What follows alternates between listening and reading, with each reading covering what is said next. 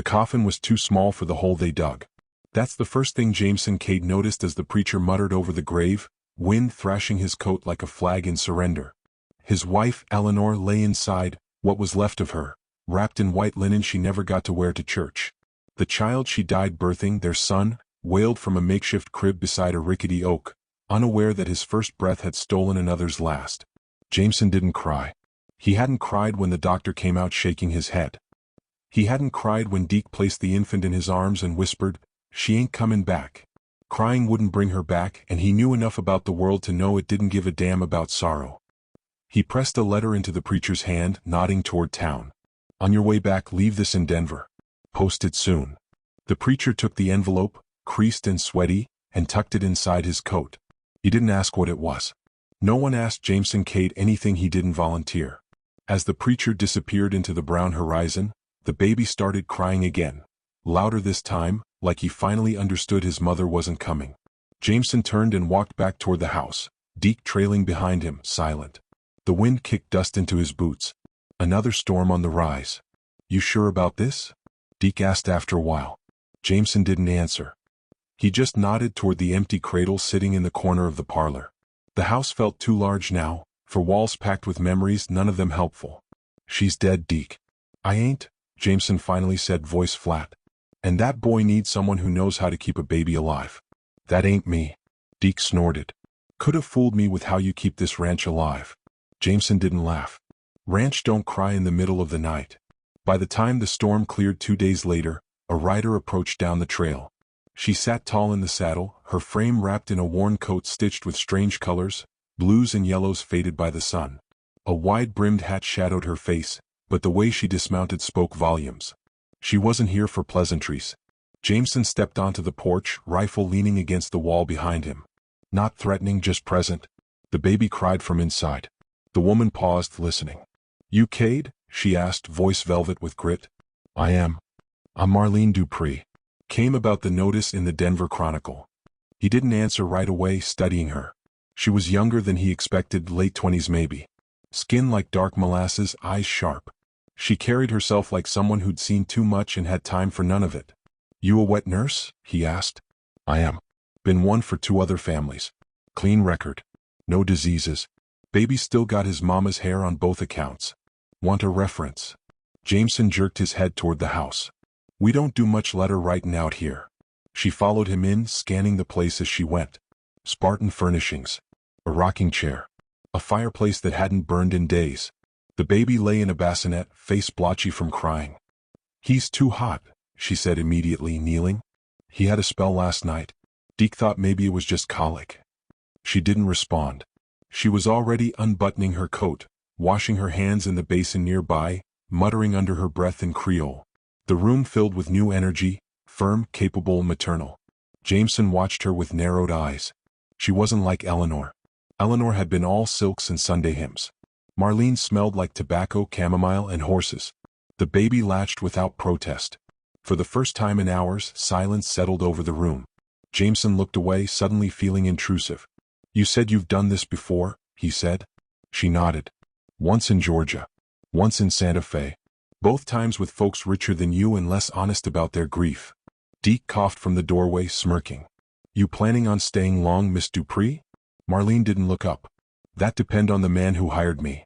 Jameson didn't answer. He turned away as if the conversation were too much. 2 nights passed. The baby's fever broke. Jameson found himself pausing at doorways, listening to Marlene's low humming.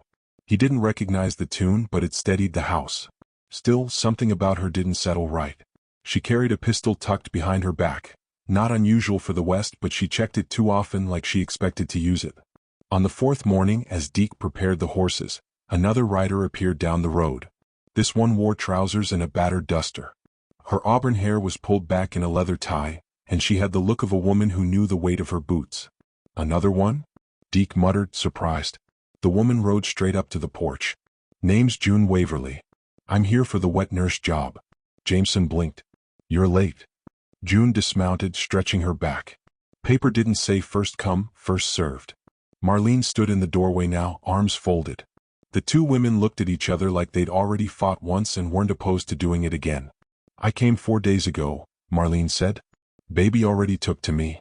June gave her a once-over. And I rode 4 days in from Cheyenne with a bullet gray still healing. If it's who needs it more, I win. Jameson raised both hands. I didn't expect more than one to show, let alone 2. I only need 1. June didn't back down.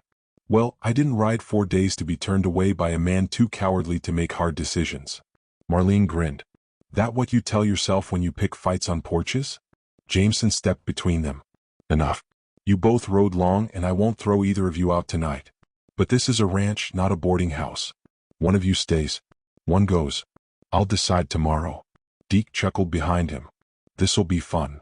They ate supper around a table built for 6, now seating 4, 5 if you counted the baby cradled in Marlene's arms. June chewed slow, eyes darting between Jameson and the child. Why do this alone? She finally asked. You've got money. Could have hired a maid, a nurse, hell, even a new wife. Jameson's fork clattered against the plate. You think I want another wife? June shrugged. Men do all kinds of stupid things when they're grieving. Marlene stared at her. Maybe he just wants his boy to live. Silence followed, long and heavy. Jameson stood. You'll sleep in the spare rooms upstairs.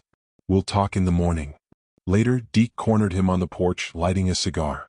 You picked a hell of a way to deal with grief. Jameson didn't look at him. They're both good with the kid. One of them has a bounty on her head. Other one shoots straighter than you and drinks like a blacksmith. I didn't ask for saints. No. But you sure called for trouble. Inside, June stared at the baby as he slept in Marlene's arms. You married? No. Ever?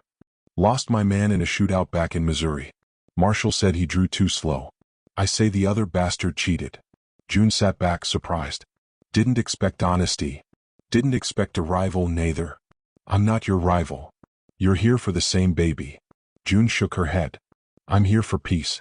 Figured if I nursed another man's child, maybe I'd remember what it felt like to protect something worth saving. The next morning, Jameson woke before dawn. The sun hadn't cracked the edge of the prairie yet. He stood at the window watching both women stir. Marlene in the rocker, June already polishing a rifle on the porch. The baby didn't cry. For the first time in days, the house was quiet. He didn't know who to choose. He only knew he'd brought the past into his home, and it had come wearing 2 different faces. And both were about to change everything. The wind shifted again, sharper this time, slicing down from the mountains and curling through the Cade ranch like a warning. Jameson stood near the barn fence, his hand on the worn rail, watching June saddle a horse with practiced precision. Her movements were fast, sure, but something about the tightness in her jaw made him pause. Inside, Marlene pressed a damp cloth to Tobias's flushed forehead. The child had been restless all night, his skin too hot, his breath shallow and quick. Jameson hadn't slept. He'd paced the floor, every creak of the boards echoing with helplessness. Marlene's voice, calm but urgent, had told him everything he didn't want to hear.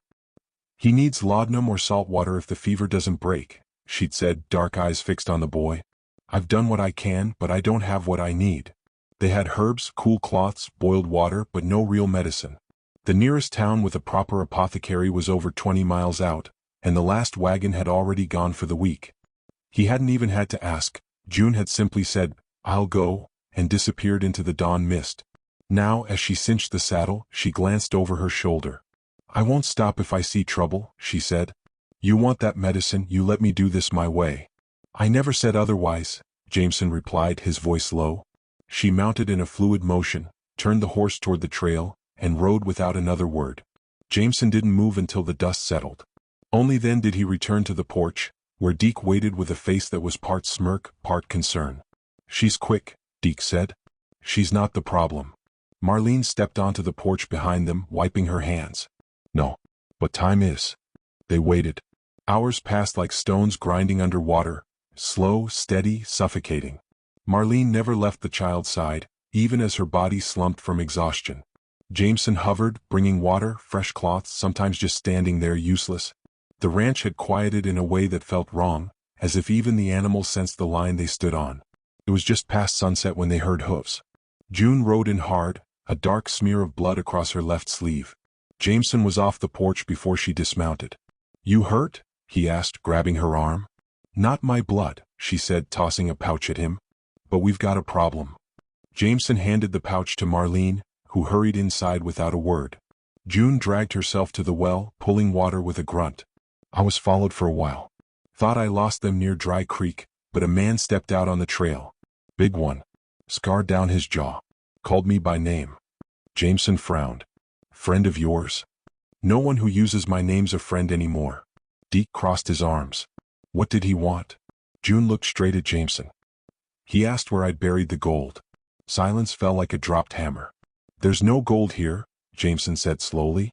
I know that, June replied. But Silas Crow doesn't care. He heard I came here and he assumes I brought what I took from him. Man doesn't let things go. Jameson took a step back. Crow. I've heard that name. You probably heard a bounty went bad outside Tucson, June said. Silas and I ran jobs together once. Until he started doing the kind of work that gets people burned alive. I walked. He didn't like that. Deke spat into the dirt. So now he thinks you're hiding out here with stolen money. He thinks I ran off with his cut, June said. Wants it back. Jameson rubbed his temple. And what happens when he doesn't find it? June didn't blink. Then he burns this place to the ground.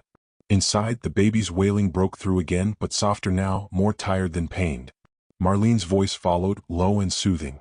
Jameson wanted to stay in that moment where the problem was fever and nothing else. You brought danger here, he said. I didn't invite him. But he came just the same. I'll leave. No, Marlene's voice came from the doorway. She stood holding Tobias, his head tucked under her chin. You leave, he follows. And he'll still think it's buried here. She's right, Deke added. We've all got past, Kate. No use pretendin' this one don't exist. Jameson stepped away, running a hand through his hair. The stars were rising, cold and unblinking.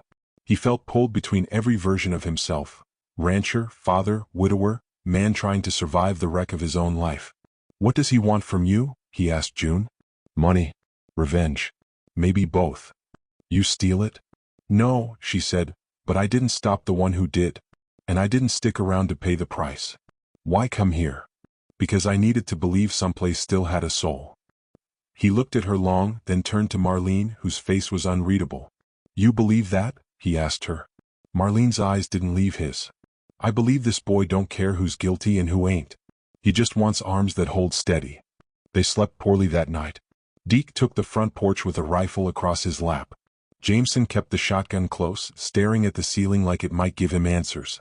Outside, coyotes howled into the dark. But no riders came. The next morning broke with smoke on the horizon. Jameson saw it first from the south pasture, thin columns rising like black fingers.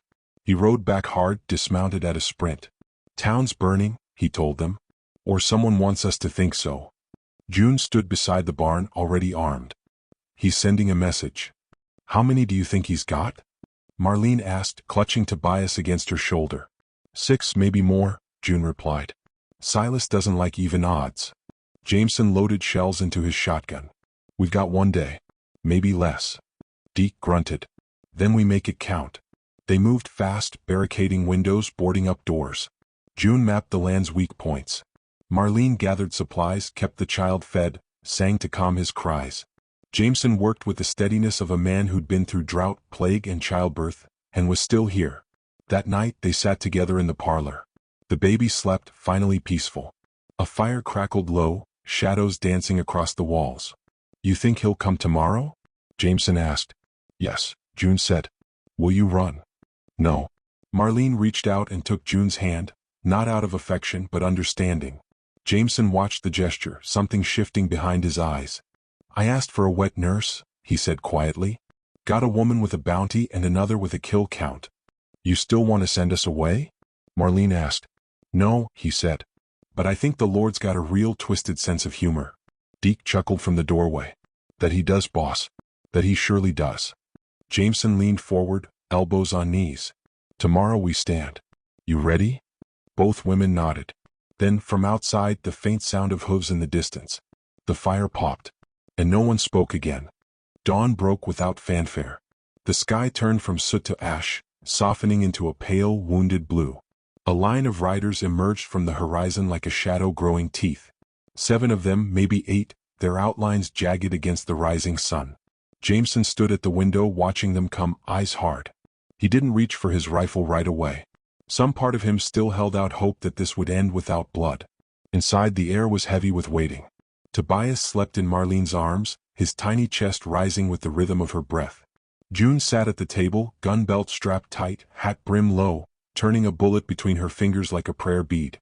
Deke cleaned his revolver for the third time, the clink of metal his only conversation. "They've stopped at the ridge," Jameson finally said. June stood. "He wants you to come out. Make a show of choosing peace." "I'm not giving you up." "I didn't ask you to," she said. "But men like Silas, they don't believe in peace. They believe in leverage." Jameson stepped out onto the porch a few minutes later, shotgun slung casually but ready. Silas Crow sat on a pale horse, legs draped easy, like he had all the time in the world. His face was sharp, with a scar dragging down one cheek like a brand from God. He raised a gloved hand in mock greeting. "Jameson Cade," he called, voice smooth as oil on stone. "Didn't expect to see you playing nursemaid." Jameson didn't smile. "Didn't expect to see you hiding behind 7 men. Silas chuckled. "You've got a mouth. I like that. State your business and ride on." Silas leaned forward. "I'm here for what's mine. A certain woman with auburn hair and sticky fingers. You took her in. She took from me. She took nothing but a child's cry. That ain't yours to judge." Jameson's grip tightened on the stock of his gun. "She's not leaving here unless she wants to." Silas's eyes narrowed. "You really planning to die for a stranger?" Jameson glanced back at the house. For a moment, he saw Marlene through the window, bouncing Tobias with a soft rhythm, singing something half-whispered and full of grace. And June, pacing like a caged wolf, preparing for the storm she knew was coming. "I buried my wife 6 days ago," Jameson said, turning back. "Didn't know I had anything left worth dying for. Turns out I do." Silas's grin dropped. He nodded once, slow and deliberate, then pulled his coat back to reveal the handle of a revolver. "You've made your choice. And you've crossed a line." The first shot didn't come from Jameson. It came from the barn. Deke, perched in the hayloft with a rifle, dropped one of Silas's men before the others even had time to blink. Chaos followed. Dust and bullets filled the air. Jameson dove from the porch as gunfire shredded the columns behind him. He rolled, came up firing, and took another rider off his horse. Inside, Marlene rushed to the pantry, shoving the baby gently into a crate lined with blankets. She whispered softly, then pulled her own pistol from beneath the sink and kicked open the back door. Her aim was steady, her eyes focused. The air outside screamed with violence, but she moved like she was born for it. June fought like a ghost, fast, precise, unrelenting. She slipped between cover points, cutting through Silas's men like she was erasing names off a list. One came too close, she dropped to her knees and shot up through his chest. He fell backward without a sound. Silas dismounted, taking cover near the water trough, firing with practiced ease. "You brought this on yourself, Cade?" he shouted. Jameson answered with a blast from the shotgun, forcing Silas to duck. "You came here chasing ghosts. I just gave him a place to stand." Deke's rifle snapped again, but the return fire pinned him down. June flanked wide, moving fast through the dry grass. Marlene stayed low near the well, watching the left side. The battle stretched minutes into forever. Then Jameson saw it, Silas moving toward the house, crouched low, using a dead horse as cover. He wasn't aiming for Jameson anymore. He was aiming for what Jameson had tried hardest to protect. The child. Jameson shouted, breaking cover, running hard. A bullet tore past his ear. Another grazed his arm. He didn't stop. Silas reached the porch steps just as Marlene appeared at the corner, gun raised. But she hesitated, just long enough for Silas to grab her arm and twist. Jameson crashed into him from behind. They fell hard. The shotgun clattered away. Dust blinded them. Fists flew. Silas slammed an elbow into Jameson's ribs. Jameson answered with a headbutt that split the scar on Silas's face wide open. Silas screamed and reached for his pistol. A single shot rang out. Silas jerked, then went still. Behind him, June stood with her revolver smoking, face pale but steady. Jameson lay still for a moment, chest heaving, ears ringing. Then he sat up, blood soaking his shirt. "You all right?" June asked, voice rough. "Ask me tomorrow," he grunted. Marlene bent beside him, pulling a strip of cloth from her apron and pressing it to his wound. "Stubborn fool," she muttered, though there was relief in her eyes. Deke limped up a moment later, dragging one of the wounded men behind him. Rest of him scattered like dry leaves. Crow was the glue holding them together. Jameson nodded. "It's over." No one replied for a long time. They buried the bodies out past the ridge, under the shadow of the trees. No markers. Just stones. The prairie would cover what was left, same as it always did. That night, the ranch was quiet again. Tobias slept against Marlene's shoulder, peaceful. Jameson sat on the porch, nursing a cracked rib and sipping whiskey. June leaned against the post nearby, arms folded. "I'll leave tomorrow," she said. "You don't have to." She looked at him. "You think you're in love with me." "I don't," he said, surprising her. "But I think I trust you." "That's harder most days." June smiled faintly. "Trust gets men killed. So does being alone." Marlene stepped outside then, catching only the tail end. She said nothing, just lowered herself into the rocker, the baby still nestled in sleep. "I didn't ask for a family," Jameson said after a long pause. "No one ever does," Marlene replied, her voice soft. "But you fight to keep one when you find it." They sat there in the cooling night, three strangers bound not by blood but by fire. Jameson looked up at the stars, the wounds on his body sharp, but somehow lighter than before. "My son won't remember any of this," he said. "But maybe that's the gift. He'll grow up safe, federal loved, surrounded by scars he never had to earn." June looked down at the porch boards. "And maybe that's enough redemption for all of us." No one spoke after that. The wind picked up again, not as a threat this time but as a promise. Tomorrow would come. And this time they'd be ready.